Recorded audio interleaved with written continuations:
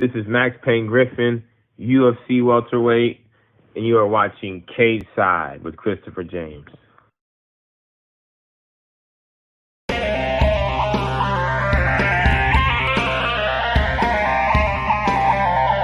What happens if you lose, Nick? Who the hell is Aquaman? I get Fruity Pebbles, Cocoa Pebbles, I get sausage biscuit. Maybe you guys will see a little footage of that later on because we got some good stuff. Philip Caduceus. There you go, baby.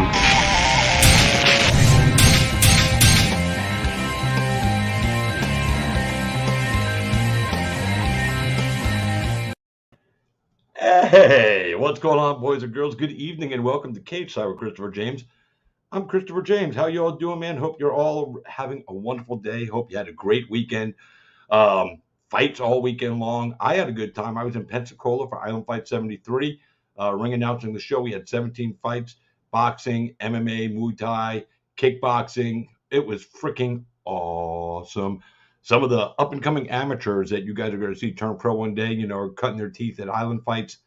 Dean Toole, Ian Valencia, Devin Adams, Nick Pinto, Alex Carrington, Mike Kometz, Levi Fountain, the whole crew. Everybody does a great job up there. So I've been with them since 2016, and it's an honor to be there at Island Fights. We had UFC 277, which we're going to talk about at the end of my two interviews. I've got Joe Elmore, the Hitman, 187. He's coming up here in just a few minutes, and then we're going to follow it up with Mike Platinum Mike Perry, and then we're going to talk some UFC 277. So welcome, everybody. Good to have you on board. So if you got some stuff to say hello, do all those hellos right now. I'm just going to share this out to some groups real quick while we get the party started. I celebrated an anniversary this past weekend of 8 years cancer-free. So happy to be free of cancer, free of leukemia. It was truly a blessing. I was able to get free of those things with no treatment, no radiation, because they discovered my cancer and leukemia after I had my second heart attack 8 years ago. And if I shared this to any of the groups twice, I apologize. I didn't mean to do that, but sometimes I get lost in the share button of who I shared it to.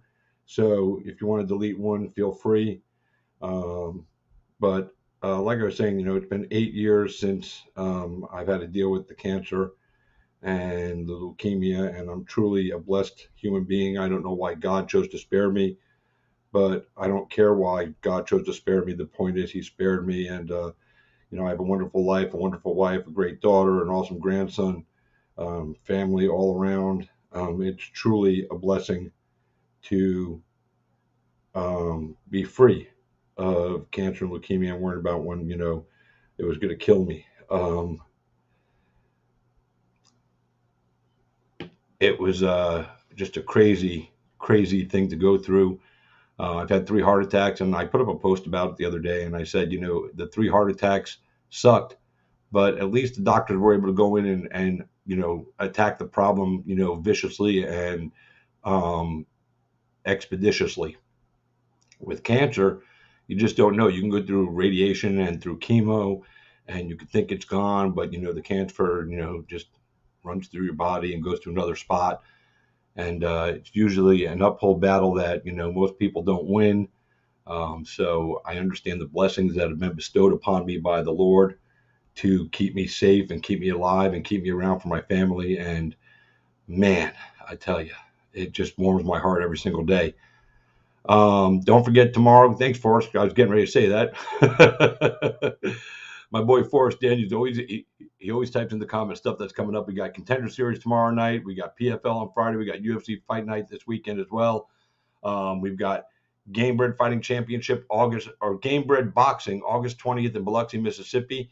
I'll be ring announcing that event. Pearl Gonzalez, they just announced today, is going to be on that card, making her boxing debut.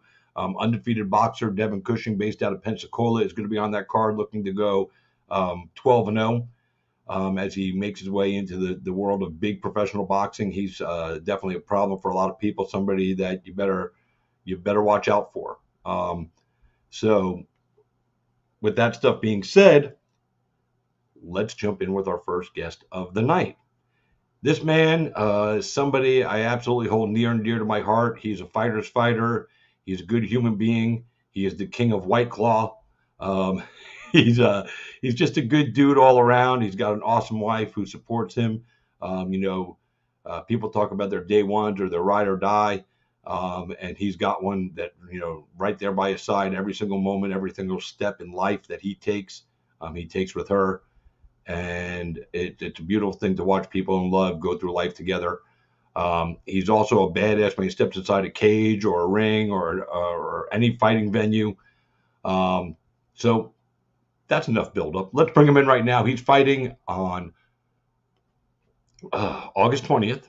Well, I'll be in Biloxi, so I'm going to have to figure out how to watch the fights on my phone while I'm ring announcing an event, which is going to be crazy.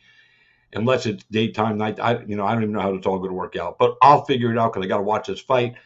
Fighting August 20th at BKFC 27, live in London from Wembley Arena, the first sanctioned bare knuckle event in well over 100 years in the city of London. And this man is coming from America, and he's coming to take out, as he referred to it just a few minutes ago, the brittle Brits. Here he is right now. Hitman 187 himself, the one and only Joe Elmore. Joe, where you at? So I give him all this big buildup, and then he, are you there? Can you hear me? You might have to re-click in because I don't know what happened. If you can hear me, click out and re-click back in so I can bring you in. Oh, there he is. I brought up the big promo, the big intro, and I got black screened. I'm like, what the fuck is going on here? Joe Elmore, how are you, my friend? What's going on today, brother? Man, excellent. Finished up some therapies after training. Finishing the rest of the night just chilling and do some interviews. Awesome, man. Well, before we get into this fight that you have coming up with Connor Tierney, it's been a while since a lot of people have seen you. You haven't done any media appearances really because you've been on the show for a little over a year. So get us caught up on what's been going on in the life of Joe Elmore. Yeah, I when I fought Leonard, I was injured. So I had a surgery at Emory Hospital. Fortunately, have a really good hospital here at Emory University. Same guy that did Julio Jones, Greg Maddox. We have a great doctor. Man, went through some therapies. Got a repair on my shoulder. I took my time, man. I put on a lot of weight, so when I was doing my therapy, I could get healthy. They tried to rush me back in, and they wanted me to fight Connor Tierney. Me and him had spoke online back when he was going to fight Jim Allers in New York. He fought Riggs that night. But I told him I wasn't ready, which thank God, man. Now we're going to Wembley Arena. Me, like you said earlier, me and my wife, man, we've been putting some special shit together. I've built a really strong team behind me preparing for this. I knew that Connor was going to come in with hype, and me and him are going to be the top two guys to lead to the belt. They haven't officially announced it, but yeah, this is what this is to me, man. I'm getting prepared to be the champ. And now it's Connor in my way. Now, you said they haven't officially announced it. Have they unofficially told you that if you win this fight, you're next in line for a title shot with Luis Palomino, who is the reigning 165-pound champ? And they ain't told me shit. I'm gonna tell them just the way I did with Leonard Garcia, man. I've called my destiny since I've been here, and I go out there and I put my ass on the line and do it. So yeah, man, I'm gonna call him out. It'd be stupid not to. If I go out here and knock Connor Tierney out in London, and I say, give me the juice, give me the belt. If Manny Mendez don't come in there and fight Palomino, he's got to come see me. I mean, I got a message to prove. We've already said that. I told him whenever he made this idea, way before they even did it. It was probably 2 months before he did that stunt with Elvin Brito. I messaged him. I said, if you wanted to come to the 165 division, bro, you got to win a couple fights. You got to go through me to get it first. And he said, we'll see how it works. So they already knew he was going to be the champion or fight for it or whatever. Because when I said that to him, I was like, oh, this motherfucker thinks he's going to come up there and do it. And guess what? He did. but that's all right because He got to cut. He got to cut the line. He got to cut the yeah, line, well, he and got to cut the line, but I'm back healthy. I'm drawing the line. And right, I'm under the bottom. Whoever the fuck's sitting on top of that line, I'm fighting next. If I ain't looking past Connor, he's talented, got great footwork. But my plans go out there and dig a grave for his ass. Yeah, and talking about Palomino cutting the line. Some people did have a problem with it. I was one of the people that did not have a problem with it. Here I he didn't is, either, man. He's a he's champion. undefeated He's a at beast. BKFC. He's the 155-pound champion. Because BKFC is still, relatively an infant in combat sports. The divisions there aren't deep. He's a bad man. They're not 50 fighters deep. We're 5 to 10 fighters. Maybe 15 in a division. And they're starting to put on more events, which means more guys are going to get more time to show their skills inside the squared circle. But Elvin and Luis had fought once before. Luis beat him. Elvin wanted to fight. Luis wanted to fight. It made sense for everybody involved. So I'm not one of the people that have a problem. It worked out perfect, to be honest, man. I think it's a bigger fight between me and him anyway. If I beat Connor, when I beat Connor, yeah, I think we make a better fight anyway. God, man, you go watch the fight with him and Justin Gagey, and I've seen that fight in my head a few times. They fought twice, dude. What the fuck, man? Those are two of the greatest fights I've ever seen in my life. I'm savage, and I know he is too, and I'm gonna make him engage. That'd be a hell of a fucking fight. That'd be fun. I love fights like that. I know you do. I love brutal shit. So that's why when I made when I made my show poster for this show this week, I put that picture up of you and me when we were doing an interview in the backstage of that bloody face, because some guys would be like, no, don't show my bloody face, show my pretty face. But Joe don't want you to see his pretty face. Joe wants you to see the savage that has inside of him. I wish I could show y'all right now, but like when you're looking at your phone and you're trying to pick through your apps and stuff, my background picture is the picture right after that same thing where my face is like this and my wife is holding me and I got my medal. I'm going, that's my background picture on my phone as we speak right now. Hey, by the way, shout out to Stephen Del Rey, Houston Murphy, Rick Caruso, Thomas Sconza. What's going on? Forrest Daniels, Jeff Bush. I'm glad. Hey, where's the Elmore crew, man? Like the whole Elmore clan that comes on every time I've had you on the show. Those crazy motherfuckers. Where are they, Joe? I don't see them in the comments. I think they got confused with the time because it's on there. I'm sure Misty and them will be on here in a minute. As soon as one of them sees the pop up, the Kirks will come gliding in. The Kirks will come riding in. So let me ask you a question. I see a lot of you've been with BKFC for a while. I see a lot of people talking a lot of shit about the promotion, signing guys like Ben Rothwell and Greg Hardy and Paige Van Zandt and even Mike Perry. And they just signed Felice Herrig. They've signed some older boxers, but they've really gone after, and they might go after Nate Diaz after his next fight. I know you'd love that fight. But what's your take on that? Because a lot of people are bitching, saying that they're paying all this money to these big name, big attraction fighters, and they're forgetting about the kids like you who have really helped build BKFC and solidify it as, the number one bare knuckle promotion on the planet Earth, hands down.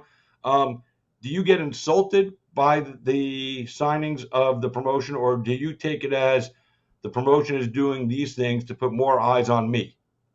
Shit, man, I'm getting paid good now, so I don't know what the fuck they're doing, but I can buy a house with what I'm making in sponsorships and pay. So I mean, a little house in the country, but I got enough money with my next 3 fights. You know what I'm saying? Like I said, I'm doing good. I took a dive for the first 3 and less than what I was worth, but yeah, man, I love it. Like you said, Paige is coming. I'm on a motherfucking card with Paige Van Zandt and Mike Perry. You know how many people are going to be watching that card? It's up to me to put on a show. Most of these motherfuckers are bitching, ain't got no personality, they ain't got no venom, and that motherfucker, they're all barking, no goddamn bite. And I bite as hard as I bark. Maybe even I might bite fucking more than I bark. I love it. And you also got MVP on this card. I mean, this card is really stacked. It's going to be a huge card. It's about a 12,000 seat arena.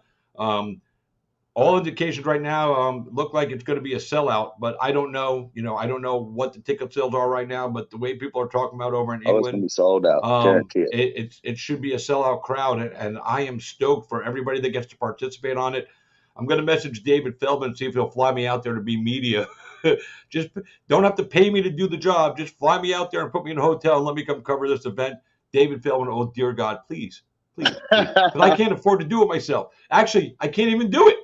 I'll be ring announcing Game Bread Boxing in Biloxi. Hey, So, but good news is they're 5 hours ahead. So 10 o'clock there is going to be 5 in the afternoon. So the main event, 10, 11, you'll be able to watch it 5, 6. it'll be So 4 from like o'clock, 2 o'clock, and it'll be from 4 2 o'clock in o'clock to like 5 Biloxi. o'clock. It'll be 4 o'clock in Biloxi. Yeah, I might be. Oh, damn. That's what I'm hoping it works out to, so I can watch that event and then go ring announce my own event. And I'm glad that you understand the reason the promotion is investing money, in these bigger name fighters that are going to be draws to people, because some guys just take it, they get offended, and they talk shit. But this is how you build a promotion. You can't. I mean, listen. I said, and when I say this, Joe, this is no disrespect to you or to guys like a Rick Caruso who's coming through at BKFC, or some of the other ones that are there now. That even like a Reggie Barnett who's a champion now. What a performance he put on his last fight. Or Christine Ferreira. These fighters, while they're talented and they're drawing their own fan base, they're not household names like a Mike Perry. They're not household names like a Big Ben Rothwell. Not in the combat sports community. It's just the way it is. So the promotion going out and signing big name talent and throwing a lot of money at them to come out here, it creates eyes. It puts asses in the seats, and it sells fights. It's a good thing.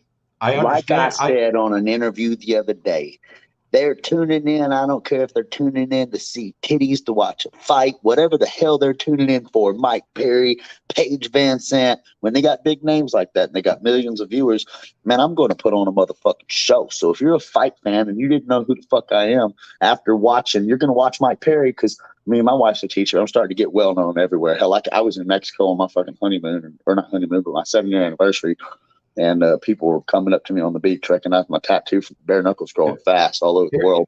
Here's some Yeah, comments. still, man, I get more fans now. Every fucking time I get a big name that they've paid to bring in, I get a bigger paycheck, more endorsements and sponsorships, and it's worked out nice for me. I've done my job because of the people they bring in, the names they put there. And so, like I said, the people bitching ain't doing their job.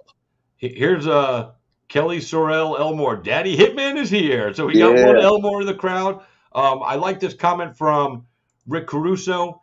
Just more people to punch in the mouth and bring eyes to us. He gets it. I love Rick Caruso because that guy's a fighter. Like, he took a fight in Orlando, I believe it was, on like a day and a half notice, and he just fought on the last card. Guy's also like a ring announcer too, so he's fighting, he's ring announcing, he's doing all kinds of crazy shit. And it's awesome, but he understands, the work that has to go into promoting the events. And yep, you know what? Ben Rothwell is going to command a bigger salary than pretty much everybody on the roster. Mike Perry is going to command a bigger salary than most of the guys that have, maybe cut their teeth, like Johnny Bedford. Johnny Bedford, he had his success in MMA. He's been with BKFC since from day one. So is Reggie Barnett.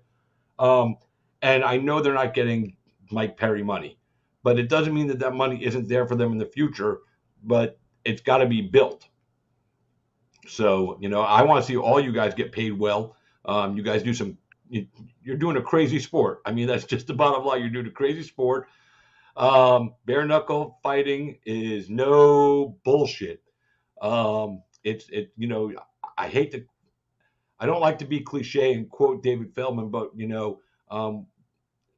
because I don't want to be, that machine. But, David Feldman really said a quote to me one day, and he said it numerous times to other media outlets. This is the purest form of combat sport there is. 2 men, no gloves, or 2 women, no gloves. May the best one win. That's it. Fair play, man. That's why I'm excited to go to London too, man. They used to, what was a fair play when there was a family dispute or a settlement that needed to be done. You could actually fight and settle like a legal document, basically, and settle this dispute by getting the fight out. And man, fight I'm very violent and I love it, but it's not out of anger. Like I said, I'm a passionate fighter and I just fucking have fun. It's like skydiving. I do stupid shit for fun. And yeah, so bare knuckle is pure. Like my wife says, every fight before I go out there, she gets into my head, you know, and there's different things she says, but she'll say, if you walk out in a bar and some guy's trying to fuck with me in the alley and he's pulled me outside and he's trying to kidnap you or something, what are you going to do to him to get me back? And basically that's what I get in that fucking cage. And you can have a jab, you can do what you want, but I'm going to get up in that bitch and you're going to have to kill me.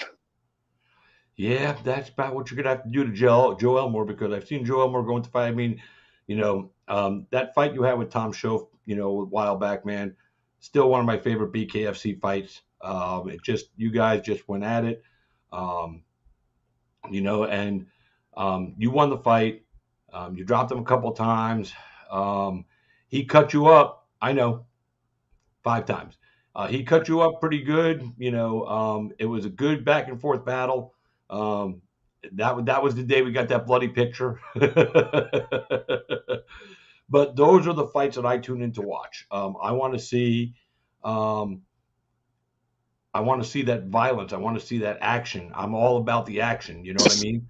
I don't want to see boring fights in bare knuckle.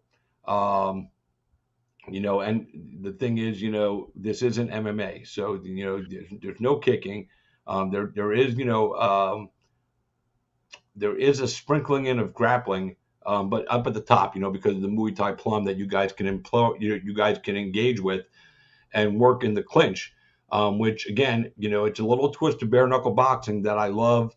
Some promotions that are doing bare knuckle are doing more pure bare knuckle boxing. I like David Feldman's twist on this.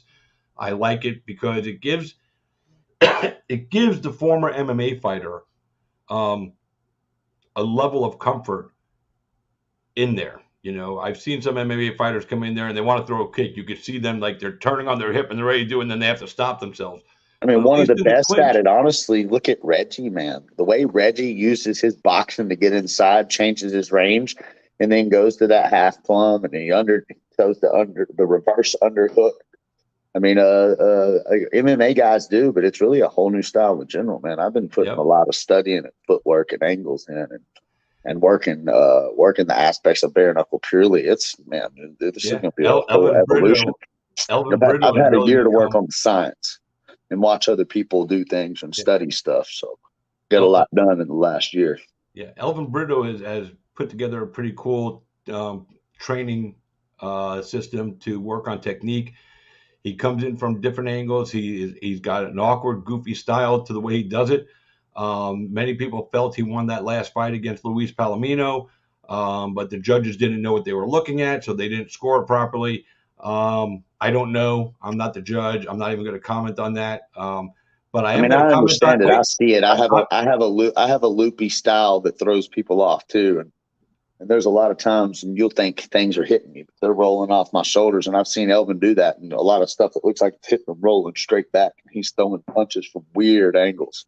So I went back and watched that fight in slow mo, and like I said, I've been doing a lot of studying, man. I stalk these motherfuckers. Anybody in my division, I've watched your fight forward, backward, reverse 3 times. I got a nickname for your punk ass and everything.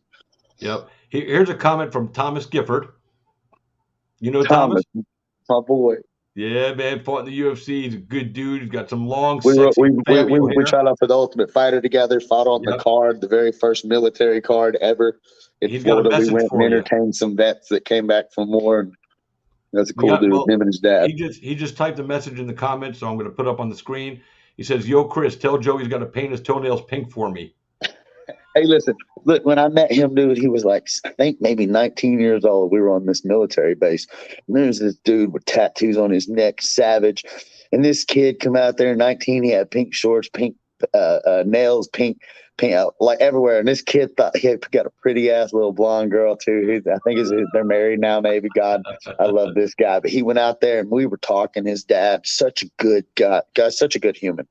And anyway, we got out there and he whooped this kid's ass, and Thomas whooped the other grown man's ass like it was nothing. Sweet science, dude.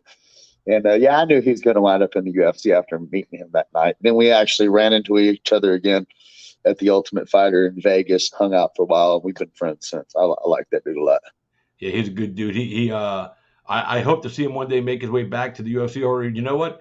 He's honestly, to me, he's a candidate for BKFC. Well, I said, come on, He he, Tom, he, he get your likes butt over here, bro. he likes to fight. He's a good old country boy. And I Fight say too. this all the time. The two, in my opinion, the two most, if I'm a fighter, there's two guys that I'd be more wary of fighting than anybody else: Mexican fighters and country boys. There's a level of toughness that grows in those men and women that you can't teach. It's just part of their culture, part of who they are. Mexican fighters, I've worked in the bar industry my whole life, and I've seen, my bouncers at different clubs and establishments I've worked at over the year have to throw a Mexican guy out that's, 5'2", and the bouncer's 6'4", and the bouncer's having a problem with this little Mexican guy because he won't go away. You hit him, he keeps coming back for more. There's an intestinal fortitude that is built into the mind of a Mexican fighter or a country boy. Country boy, country strong. I can't even explain it. I don't know if there's a science behind it, but there's something. Well, listen, I'll tell you what it is. It's farming. You get country, you're farming, or you didn't have a whole lot, and you're working your ass off for it, and you come from a little country town which don't have a whole lot of people. When you say country, sometimes one red light little towns. You get bored on the weekend. You drink beer. You get whiskey. What do you do when you drink beer and get whiskey out in the middle of the country? There's nothing to do. You fucking fight, charge people to come. And then you wind up fighting your best friends and all being best friends, and you fight because you're best friends, and you fight for no reason. You fight just because you like to fight. And the next thing you know, fighting's the funnest fucking shit going on every night. It's a true story, man. It really is, and I can hear that story from 100 different fighters that grew up in the country. So, that's the science of it. It's true. So now let's move on. Let's talk about this fight you do have coming up with Connor Tierney, because we haven't really jumped into it. You made a couple little comments along the way. Connor Tierney, he'll be spending home turf over in England. It's about there goes Joe Hitman out of the screen. You guys can check out his banner right there. Those are his sponsors. Wait, Joe, get back out of the chair. Get back out of the chair. No, get out of the chair. We've got Veteran Farms. We've got Innovative Aquatics. We've got the law firm down on the bottom. I can't read it. Creasy Law Firm. Creasy Law Firm. We've got Hardline Roofing. We got Eat Clean, bro. I like the name of that one. We got Trendsetters. We got them all. So, so tell us about Connor Tierney. He cool dude, man. Anyone that talks like this, let me tell you what, when I wake up in the morning, I'm going to go over there and spot the little redneck American. He's got a cool accent, like his shit. He's funny as fuck. He's a little entertainer actor. Man, it's an exciting fight. Dude has got great boxing. People think he's going to be able to outrange me and outmove me. And man, I've seen it before, though. Like I said, I won Gold Glove back in '97, man. So I fight the way I do because I have a fucking crazy style and I like to bang. But I can go out there and I'm gonna fight this kid and I'm gonna show him something. And I'm gonna surprise him and hurt him, man. That's the game plan. Go out there, use a little bit of science. I learned with Tom Schoaf, the one thing I learned was I told my coach I was gonna headbutt his hand and try to break his knuckle, but that dude's got some damn hands on him. And wound up splitting my eye. So I went up there in the second round. My coach was like, how'd that fucking headbutt go? Funny enough. And I was like, it went pretty good, coach. Well, your eye don't think so. And anyway, that's a different story. But so I'm going to go out there, man, and I'm going to work my head movement. I'm going to be smart, and I'm going to put on a fucking clinic. And worst case scenario, I'm going to go goddamn savage. And even when I'm putting on a clinic and being smart defensively, I'm punching when I'm moving backwards. I'm punching when I'm moving left, forward. I've been working a lot. I got a couple coaches in this camp ready to teach me some new tricks. So is this fight going the distance? I mean, if it does, we're going to be fucking savagely escorted out by a couple ambulances and shit. I'm going to peel his fucking face off, set him on the ground, or die trying. So I don't think so. If it does, I'll surprise myself. If he don't put me down for the first time any man or human puts me to sleep, I'm putting him to sleep. So, or the doctor's going to stop it because our faces aren't going to be attached to our skin no more. I love it, dude. All right. So, you messaged me off the air and you asked me a favor if I would do something for you. Because you said you really wanted to meet this guy. You're going to meet him face to face in London, but he popped into the screen a little early. He's in the green room right now. So, I'm going to bring him in right now so you could say hello to him because I know that you're a big fan and you wanted to meet him. So, ladies and gentlemen, my next guest is in the green room. We're bringing him in right now. He is the Platinum One himself. He's the man you love to love. He's a badass. He's a father. He's just a good human being. I know a lot of people don't agree with my take on Mike, but I've known Mike for years, and I'll tell you what, and I've said it before, even before he was a father. Mike is such a good human being that I would let him babysit my grandson. I would let him babysit my kids because what you see on the outside isn't always what you get from Mike Perry. He is an entertainer. He sells the show, and I love him with all my heart. I'm a biased motherfucker. I'm always going to be Team Platinum. That's never going to go away. So anybody that has a problem with that can go fuck themselves. That's it. But here he is right now, my man, the one and only Platinum Mike Perry. Big Mike, what's up, baby? How's it Hey, going? bro, look, I ain't gonna lie. I told him I wanted to come on here because we Wait, finna be on hold this on, card. Joe. We never had a chance to talk. But Joe, you a wait, funny Joe, motherfucker, bro. I like you. let me you make the got a intro, spirit Joe. animal inside of you. That's just like me, bro. Even my wife saw you on TV and was like, "That motherfucker means what the fuck he says, baby. We ain't got too many motherfuckers like you out there, bro." But I just wanted to say we are very like minded, and I'm misunderstood all the time too because I'm a fucking savage and I don't give a fuck. But yeah, I see the heart too, bro. I can't wait to go over there and break these brittle Brits up on. Hey, good luck on your fight. It's nice to meet you, man. We rocking Team USA. Let's get Yeah, these fucking shit up, bro. That's no doubt, man. You got a good fight on your hands, but you said it yourself. He's a good dude. He's funny. He got an accent and shit, and he does his thing as an entertainer, and as do you. I see. So, y'all. I'm looking forward to watching y'all's fight. It's gonna be a hell of a show. Hey, look, I literally, the day before you said something on your interview, he said something about fucking jabbing my face off. And I told him, I was like, that's all right, bitch, because I'm going to break your goddamn hands with my face. So I laughed my ass off when you said that shit. No, yeah, what hey, else? Chris what James. Else do you do? Hey, thanks to all my sponsors. Y'all take it easy, man. I'm going to let Mike have the mic. Wait, Joe, y'all take it easy, brother. Joe, hold nice on, Joe. Before you go, I just want to wish you the best of luck. I'm always been in your corner, man. You're a good motherfucker. Like I said, you do things the right way.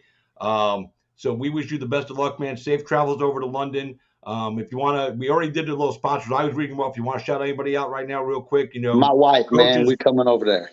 Me and my wife coming over there. I'm gonna beat this brittle Brit in goddamn half, and I'm taking her to Paris. Let's go. All right, I love it. Joe, you have a wonderful night, man. Blessings to you, man. I'm glad you're healthy. I'm glad you're happy. I'm glad you're back in BKFC because we missed you, brother. Love you, bro. See you, man. Be well. All right, hey, man. Peace, Mike. Peace. Platinum, motherfucker. That's right. Platinum. Yeah.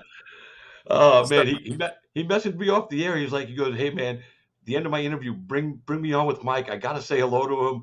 And at first, I wasn't sure if he wanted to meet you as a fan or if he was going to try to call you out and ambush you. I was like, why'd you want to talk to Mike? And he goes, because I'm a fucking fan. He's a savage. I love him. I was like, all right, you can come on with Mike. I didn't want him to ambush you. Be like, I want to fight you, motherfucker.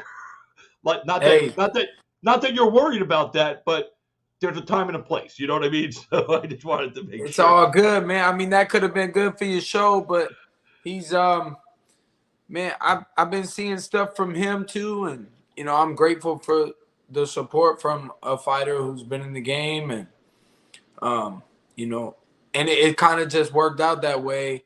I happened to just come on like 5-10 minutes early, and was catching the. I figured, I was like, it's probably on right now. He's interviewing somebody, so let me go see what they're talking about. And then, sure enough, it worked out. It sure did. So before we get into your fight and all that fun stuff, first of all, I love the haircut. I saw that you posted up that you did a nice little self fade. I think it came out really fucking tight, bro. Thanks, bro. I appreciate it, man. I love that the new hair color. That's one of my favorite things that you do. You change your hair color all the time. You don't keep the same hairstyle. You like to change it up and throw a little curveball at people. We never know what to expect. But you just came back from Santo Domingo. Were you in the Dominican Republic with Alex Nicholson? Yes, sir. So Alex Nicholson was the Titan Muay Thai champion or kickboxing champion, and now he's the official MMA heavyweight champion. I was really glad to see that you were able to make the trip down and work in his corner with him. I also saw that you were wrapping hands for other fighters there, paying it forward, if you will. Tell us about your experience working in a corner with Alex. You guys have been boys forever. I mean, you may not be in the same bloodline, but if you guys aren't brothers, I don't know what the definition of brothers is. Yeah, no doubt, man. No, it was an honor to be out there with him while he handled business like a champ. I try not to say too much. You don't want to be that annoying coach. You want to be the coach that the guy respects.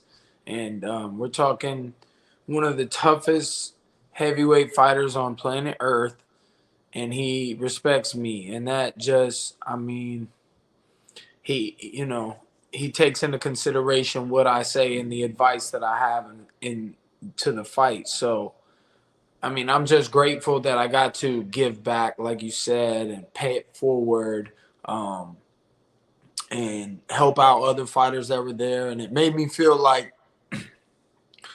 really, I was in the back sweating my ass off, running in and out, running around, doing things, wrapping these hands and coaching fighters, holding mitts. And just it kind of reminded me like, damn, boy, I really I know my stuff, There was probably a time in your career, and maybe in the beginning, where you wouldn't have been worried about helping out the other fighters. This just says to me, what I've always said about you, and I've said from day one that I met you, even though when I first met you at House of Fame, I thought you were a crazy son of a bitch. But I also understand the entertainment that you like to bring to your fights. You like to engage the crowd, and you've been doing it before you ever hit the big time. But I don't think that Mike Perry would have been concerned about helping other fighters and cornering other fighters and helping wrap hands. It just is a testament to the growth I've seen in you as not just a fighter but as a man.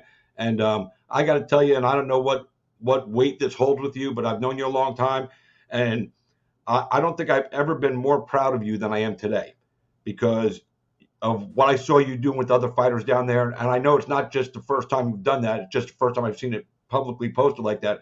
I know how good you are to other fighters in your gym, and you help out.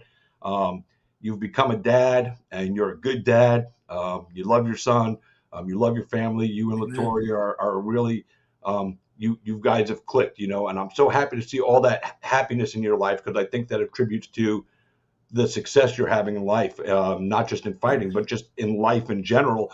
And I'm proud of you, dude. Thank you. Because a lot of people shit on you, and you've seen the comments, people fucking talk shit and blah, blah, blah. And I never believed any of that. You've had a few crazy moments, but who hasn't? The only reason your crazy moments get talked about is because you have a camera in your face. I have crazy moments, but there ain't no camera in my fucking face. I feel bad for you that sometimes you're in the public spotlight like that, because I think it's somewhat of an invasion of your privacy. It's what gets seen, is what I choose to show, is what I choose to, and obviously I've been caught off guard. People want to catch me slipping. Well, everybody has their moments, like you said, and people may try to shit on me, but they ain't shitting on me. They can't touch me. They can't reach me. They can't get to me, because if they are face to face with me, that's definitely not. They're not trying to shit on me face to face, because no, bust that would their be a ass. mistake. But like you were saying, you don't know if that old me would have been there helping fighters and stuff. But I feel like I would have, because I've always been me. I've always been this same person that really believes in martial arts. And I was a coach back then. I had fighters back then. I have helped countless fighters in Central Florida before their fights, and they go out and get knockouts and things like that. And it's, I like to think that I have a tempo that when I prepare with people, they have a new idea of how to go out there and get it done, and they go out and do that. So you know, I am a better person. I'm trying to be an even better person, but I've always been me. I've always just been who I am, and I'm really not that bad of a guy. I'm actually a really nice guy. Um, I know you are. Kind of makes me sick sometimes how fucking nice I am. I wish I wasn't so fucking nice, and I wish I was fucking more angry or something. I don't know. I'm just, whatever. But I don't like to walk around wasted energy, pissed off. I like to be Right. positive. No, and that's one of the things I see in you more. Like I said, and when I said that the Mike Perry I met at House of Fame, years ago, I don't know if that guy would have been, out there helping other fighters from other teams and all that stuff. Not saying that you wouldn't have, but at that point right there, when I met you, your goal was one thing: to get to the UFC. And I remember you told me the first day I met you, you said, "I'm going to be in the fucking UFC. I'm going to fucking, do this. I'm going to do that." And you were so driven and focused, and that it was like you had tunnel vision. There was nothing else going on in your life. I mean, other than being with Alex, as your best friend and your brother, and working with his dad Mark.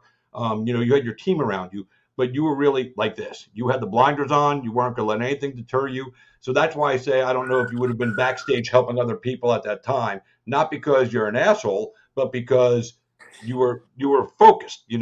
Um, Right. and that was my thoughts on you back then. Now, so But more than ever, I'm still focused with that. 100%. I have that youthful energy, and I'm saying like now, so more than ever, I have that youthful focus back, but with all the knowledge that I've obtained through all my experiences, good and bad, through the sport and of combat, and I feel like I have really figured some things out about how this needs to go and how it's up to me to make it go the way I need to see it. Yeah. Let me ask you this, without you telling me how much money you're making. I mean, I know there was that mixed rules fight you had before you came to BKFC, and they publicly said you made a big shit ton of money. But do you feel like now the way you're working and the way the money you're making, are you handling your finances better than you did when you first started making some money? Or you just No, no. I saw this thing the other day. It was like it said, God, when I said I like it rough, I didn't mean my whole life. I didn't mean my whole life, bro. It don't matter how much money you got, because the more money you got, the more bills you got, and the more shit, it's so it's all in my faith. I really just have so much faith in where I'm going, because things don't get done until they need to get done. I procrastinate. I literally just lay down and things get done. It's crazy. I could just it's nuts. rest and things happen on their own, and it just like happens right in the right time. Like when I got on and you said that dude wanted to talk to me, and I just happened to come on early. Yeah. So it just, it's all in my faith, man. Things just work it out. I like that you said, but I said, you do good with your finances better than when you could. When you first start making money, I don't care who you are, how smart you are, you spend a little, you have a little fun. You take trips overseas, you do stuff with your friends, you buy some jewelry, you get some tats, you buy a car. You do those things. That's part of the life. That's part of that lifestyle. But I like that you just said, well, nah, not really any better with it. But hopefully, you I have. got good stuff though. I got some Yeah, nice things. I I got know some you nice do. things. I just hope that you're teasing me just a little and that you've got a good financial plan to make sure that you never have to worry about money ever again. No, it's like, no. This is my financial plan right here. These are my financial plans. Forrest, make sure you clip that for me. I want to put that one up. We gotta run that clip back, and frame it up this time good, Forrest, for me, would you? And that question was one of the things that Forrest wanted to ask you. My boy Forrest Daniel, he's a big follower of the show. He loves you. He loves Alex. He loves Hannah. He loves Odin. He loves Ocean. He's all in on you guys, man. He's been a fan for years.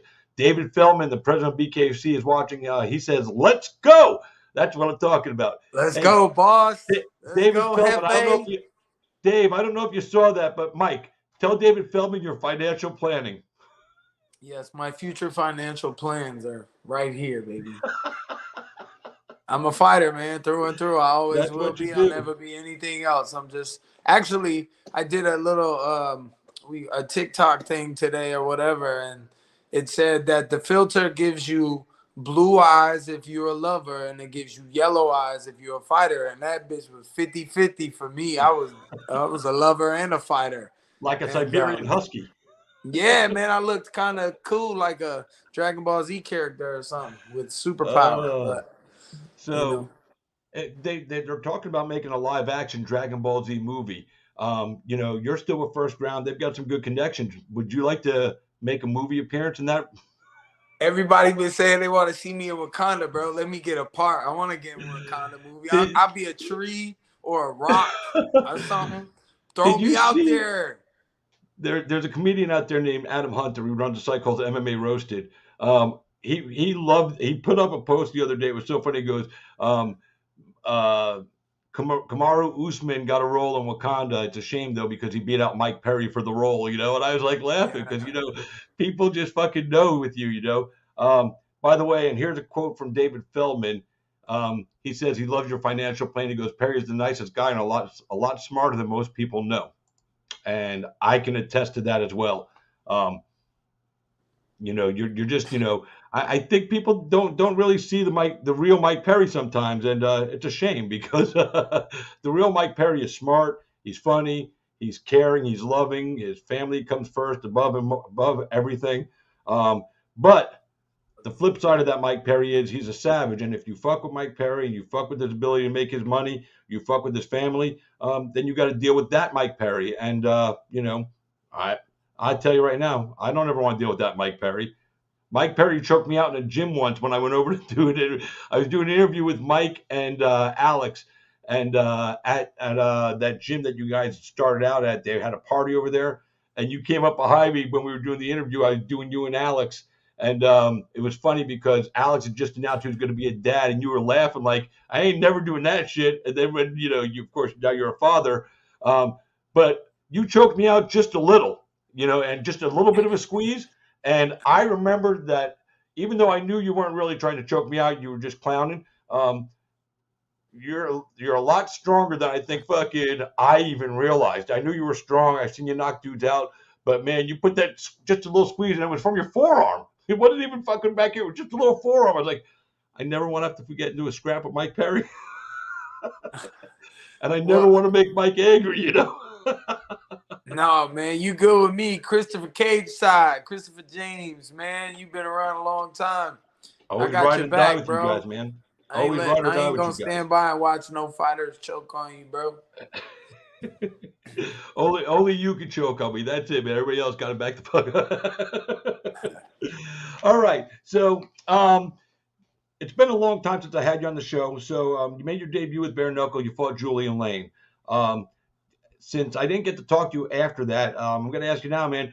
And obviously, I know you love the combat, you love the action, you love the juice from it. Obviously, because if you didn't, you wouldn't be doing this next fight.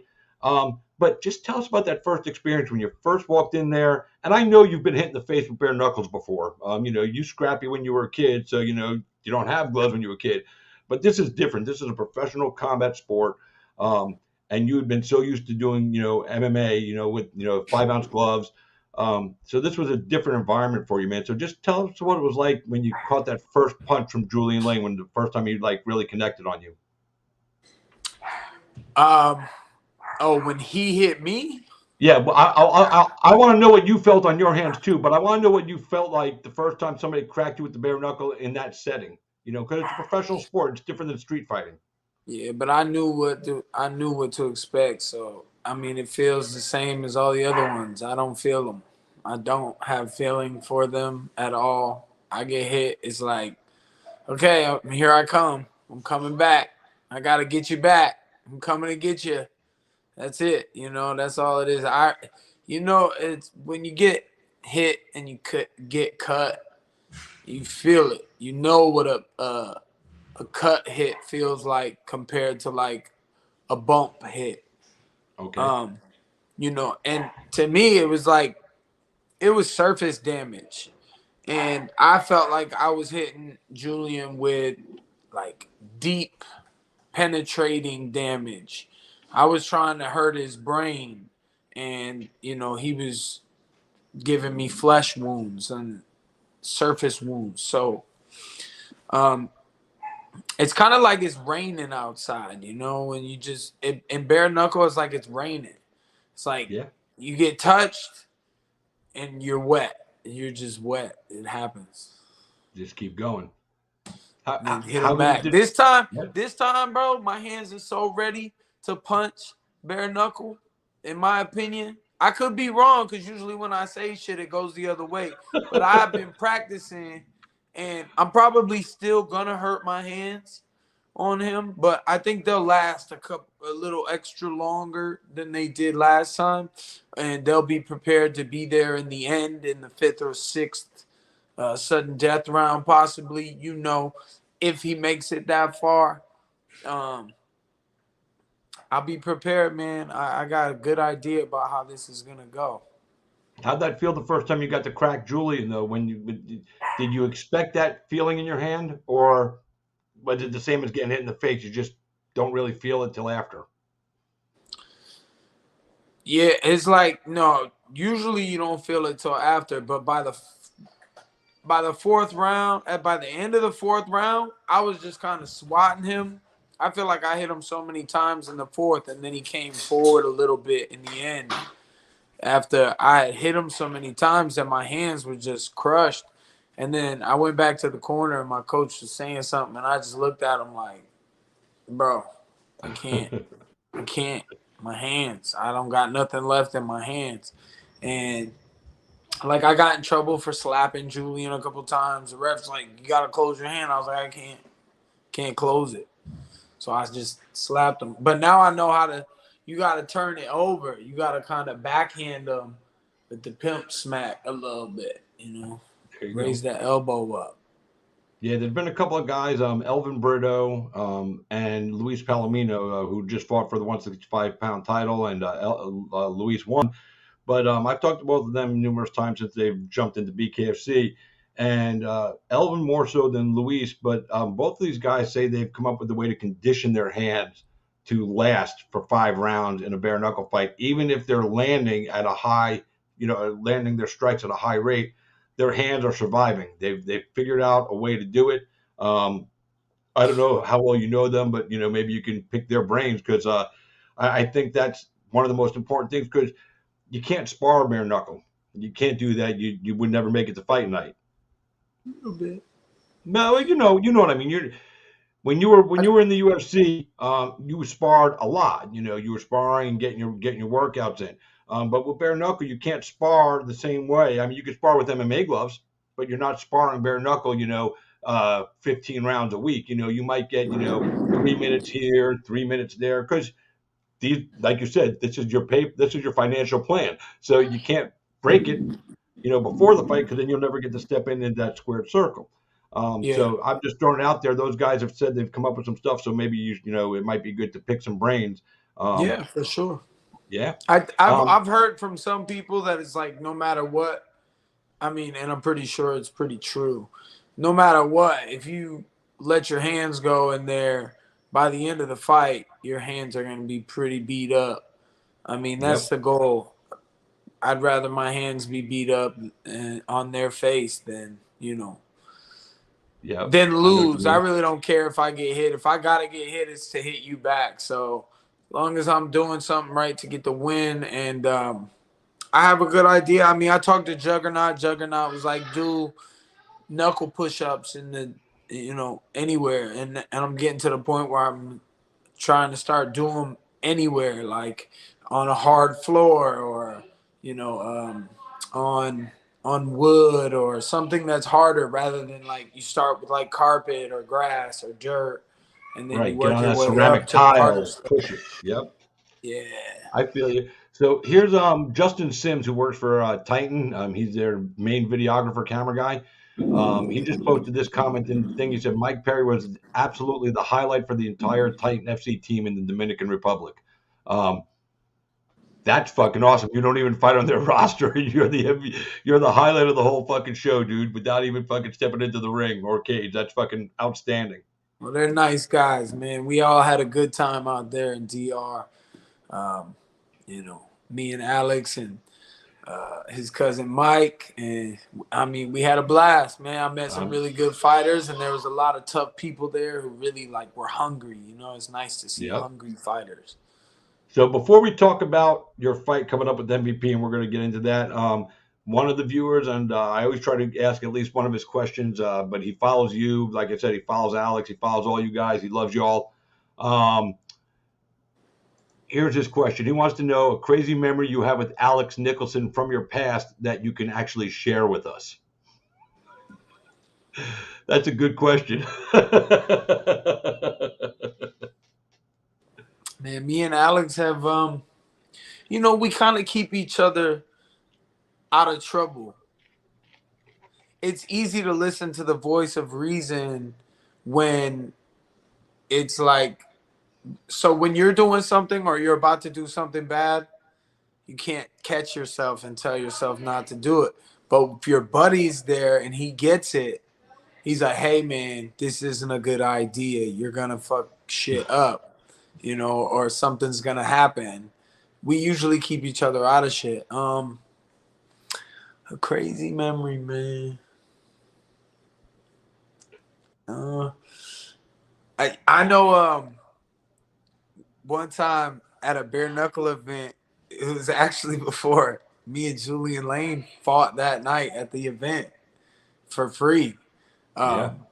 Some fan came up and he was like aggressive and drunk, and I had a Diet Coke and tequila in my hand. And this fat guy tells Alex that he'll bust his shit. And I'm sitting there like, all right, because Alex was just, he was kind of at a loss for words at that point. And I was just like, okay, you're not going to talk to Alex like that because he'll go to fucking jail right now for killing you. So I splashed the dude in the face with the tequila and Diet Coke, and his mouth was open and it looked like he couldn't breathe. Like the tequila just went right down his throat. And he was like, ah. And then like all these people came over and cops came over and they were asking them to walk over there with them. And I went with them and the crowd was like, let Mike stay. Let Mike stay. I was like, all right, let's go. And then I fucking fought Julian Lane. Well, you know, it's funny some too. Postcards at me and he hid behind the guardrail. You know, it's funny in that moment because me, Phil Rowe, and Alex, we had stepped outside when you went over to go do that interview with Sean Wheelock and Chris Lytle because we were all there. We all stepped outside, you know, to go catch a smoke, you know, and I'm watching the fucking fights on my phone, and all of a sudden the whole thing breaks. I'm like, fucking Julian just attacked Mike. I never seen Alex and Phil run so fast. They went into action, dude. They sprinted right through the arena. The guard told them to not go. They just said, fuck you, and they just kept going. They were coming to fucking save you, like, you know, protect you because your family. It was such an intense moment, you know, and the funny thing was, by the time they made it over there, the action pretty much had already, you know, stopped. But the crowd was all still around it, you know. And these guys, like, it was like they were Moses and they parted the Red Sea or something. They got right to the front without any hesitation, without any bullshit. And I ran in after them, but they're a little faster than my old ass. You know, all good, man. It's a part of the sport. That's what I like about bare knuckle. It's like I can be prepared at all times now because it's bare knuckle. So my hands are always ready. And my mind is always thinking about how I could, you know, be effective. And, but I mean, that was my story. And what time is it right now? Because I'm about to go to training. It's 8:25. 8:25. All right, we got 5 minutes. All right, so let's start at 8:30. Let's talk. That's perfect because we're going to end this discussion talking about your upcoming fight with MVP. MVP is a super technical guy. He's tough. He's a tough dude. I mean, he didn't get to where he is in Bellator by being somebody that can't fight. But Joe brought it up when I had Joe on here with you when you made that comment that I'm going to break this dude's fucking head with my hand, or I'm going to break my hand with his face. I'm going to break his head with my hands. You're damn right. Goddamn right. And you sing the song, MVP is going down, going down, going down. MVP is going down. Platinum Perry. That was a great moment. Thank you. Yeah. So, tell us, what can we expect to see from you? Anything different from your last fight with Julian that you're preparing for MVP? I don't think, even somebody here just said it. I don't think his chin is technical. His hands can be technical. I think MVP is quite the different matchup from Julian Lane. I think Julian Lane is a short little boulder, and MVP is a tall little twig, but he's skilled and he moves well, and I'm gonna find a way to hit him. I'm gonna find a way to get my hands on him, and I honestly think that Bellator, he was up at the top, but I feel like Bellator takes people, and the matchups a lot of the times are just set for some guy to dominate. Like, they're not very close matchups. They'd be domination. And so, but the past doesn't matter, bro. We are who we are, and the day we get in there, August 20th, I'm gonna do my thing. I like to fight. I like all of it. I don't care. Yeah, you can. It's hit and don't get hit. Cool. I try that too, but you know what? At the end of the day, I swallow that pill, take those hits like a man, and hit your ass back. Yep, that's always the way you've been. As long as I know you, you're not. You and Alex had that same mentality. It's kill or be killed inside there, and you guys both don't have any quit in you. You know what I forgot to ask you too? How fucking funny was it that Alex won with a Darce choke? Yo, that Darce, I know that Darce. I learned how to beat that. I learned how to not let that Darce get wrapped around my neck a long time ago. He's good at that damn thing.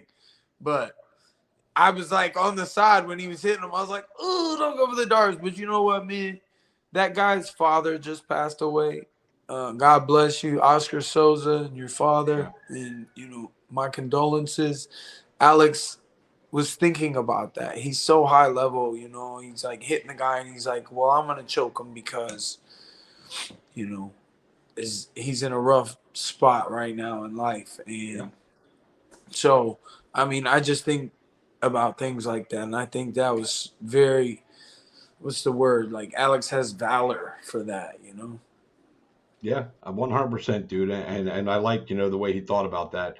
And thank you for sharing that, because none of us knew that going into this. So, all right. So before we let you get out of here, just tell us how it's been working with David Feldman.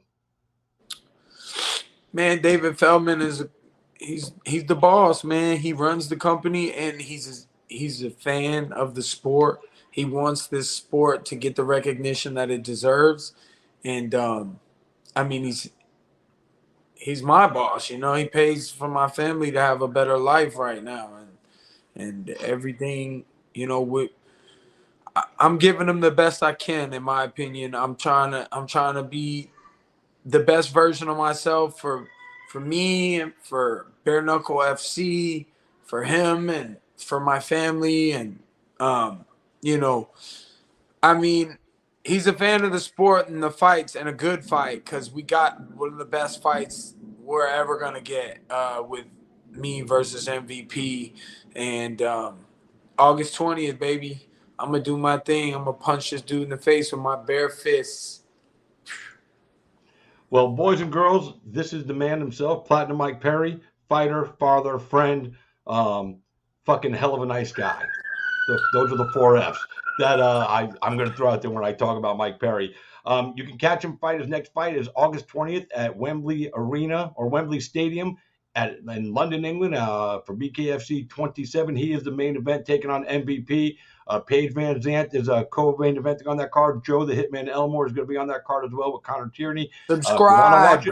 If you want to watch it, Subscribe to BKFC TV. That's Subscribe it. to BKFC because it's like $4.99 a month. You better It's watch $3.99 a month. Buy the pay-per-view. Tell them. Buy the pay-per-view. All right. Well, listen, Mike, you go have a good night training, man. Thank you for taking the time to be in here, brother. As always, much love. You know, we're in my household. We're in your corner, man. Always have been, always will be. Fucking, that's the way it is. And like I said, anybody that has a problem with that, fuck them. Thank you, Christopher Cade side. Always, man. Good night, brother. Good night, brother. All right, boys and girls, that was Platinum Mike Perry. So we had him. We had Joe Elmore. I want to touch base real quick on just a couple of the fights at UFC 277 co-main event. Kai Kara France, Brandon Moreno. Brandon Moreno looked, you know, I mean, we've seen him fight with Davison Figueiredo 3 times. They're 1-1-1. He looked like a champ the night he beat him. He looked like a champ the night he lost the belt. But this version of him, now that he's training with at Glory MMA with James Krause, he looked even more like a champion than I think he ever has. I think they've really touched into something right there. I think that, you know, this next fight, I'm a little bummed that when he had the opportunity to really, you know, go after Figueiredo inside the octagon after his fight, which they brought in Figueiredo. Maybe it took a little thunder from Moreno. Moreno took the high road. So they didn't want to be a bad example for his daughter. But that was a moment where they really could have capitalized to build on this fight, although I don't know how much capitalization it needs, how much build it really needs, because we've seen it 3 times. This will be the first time we've seen a 4th fight between 2 guys inside the UFC, probably late this year or beginning of next year. So that was an awesome performance. I picked them to win. But the main event, Juliana Pena got lucky the first time she beat Amanda Nunes. That's just plain and simple. It's not said to be disrespectful to Juliana. She's a tough lady. She proved how tough she was the other night. But I just want to say this, make no mistake, that was not a close fight. People stop saying that was a close fight. She got dominated. Did you look at the fucking scorecards? 50-45, 50-44, and 50-43. In what world, on what planet is that deemed a close fight in anybody's fucking mind? 5 rounds of utter domination. She got dropped 5 times. They only gave her credit 3 for Nunes of knockdown, but she knocked her down twice in the first round and 3 times in the second round. That's 5. That's the first time that's ever happened inside a UFC fight. Amanda Nunes now has to go into the conversation as one of the GOATs, and not just the female GOAT, GOATs overall, male or female. That's how good this woman is. She is levels above these people. She's probably going to end up fighting Valentina Shevchenko in her next bout because there's nobody else at 135 for her to fight. I'm not a big fan of the Shevchenko fight, if I'm going to be honest with you guys. Amanda's already beaten her twice. Yeah, some people think that Shevchenko won, but she didn't. She lost twice. And this version that we saw of Nunes the other night, as far as I'm concerned, there's nobody out there that can beat her. People are talking about bringing Kayla Harrison. Well, first of all, Kayla Harrison fights at 155. Second of all, she's under contract at PFL. Third of all, she's not going to make more money in the UFC. She's making nearly $1 million a fight at PFL. She doesn't have to face anywhere near the level of competition that's in the UFC. At 135, there's no 145 pounds division to speak of, even though Amanda's the champion there. There's no 145 fighters. Let's just be honest. So for Kayla Harrison to come to the UFC to fight Amanda, I mean, you know, where are they going to do it? At 145? Okay. I still think Amanda beats her. So, you know, if I'm being honest about it, that's it. You know, shout out to Drew Dober for getting a big win the other night. That was awesome to watch. There was one other fight I wanted to talk about. Hold on one second, guys. Let me pull this up here. Let me pull my notes up real quick.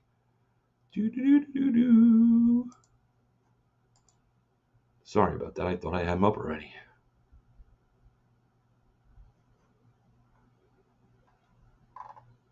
All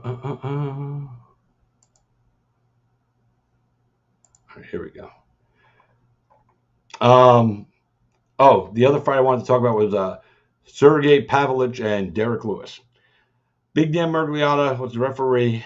Some people felt he stopped the fight early.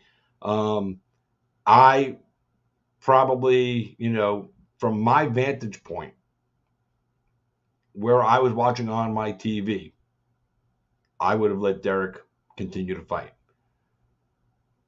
From Big Dan's vantage point, maybe Big Derek's eyes rolled to the back of his head, which is a flash knockout. Sometimes you recover from them really quickly. Sometimes you don't recover as quickly. But the person in the best position to see that moment in time was Dan Miragliotta. I've known Dan Miragliotta a long time. He's one of the best referees. Not saying he's impervious to making a mistake, because every referee, good ones, fucking even some of the best ones, they're going to make mistakes. They're human beings. It's part of life. I would have let the fight go on. But I also picked against Derek that night, and for one reason only, and that's because the fight was taking place in Texas. Texas is his home state, but Texas hasn't been good to him, in recent outings there. So I was not picking him to win, even though I love the guy to death. I just felt that the environment wasn't going to be the right spot for him. If that fight was in Vegas, I would have picked Derek Lewis. If that fight was in Arizona, I would have picked Derek Lewis. If that fight was in Florida, I would have picked Derek Lewis. Just that, like I said, I wanted to shout out Drew Dober. I also want to shout out the first Egyptian fighter to debut in the UFC and to get a win, Hamdi Abdelwahab. He's a icon veteran, a game-bred veteran, I believe. Drakkar Close got a great win that night as well. Ryan Kosi got his first win inside the octagon. Happy for all these folks that did. Magomed Ankalaev. By the way, Anthony Smith does not have a broken bone in his leg or his ankle. He just, he hurt it when he kicked. So it was sore. He walked out under the assistance of others, but he does not have any fractures or broken bones. Happy to hear that for him.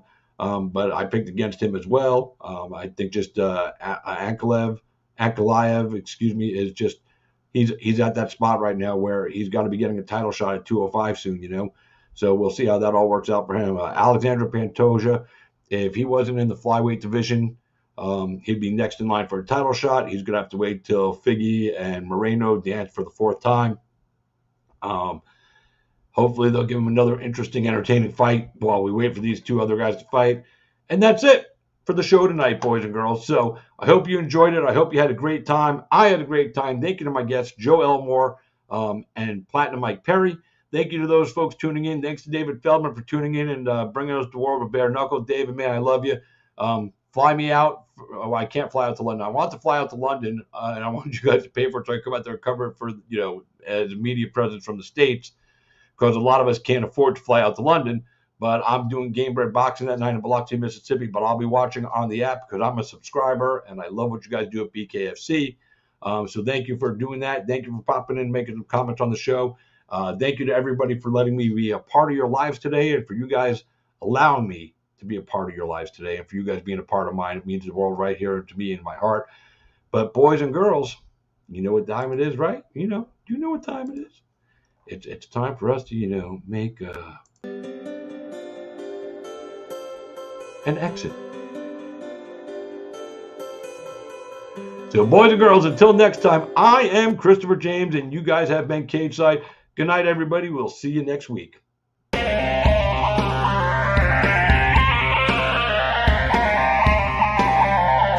What happens if you lose, Nick? Who the hell's Aquaman? I get Fruity Pebbles, Cocoa Pebbles, I get sausage biscuit. Maybe you guys will see a little footage of that later on because we got some good stuff. Thor producers. There you go, baby.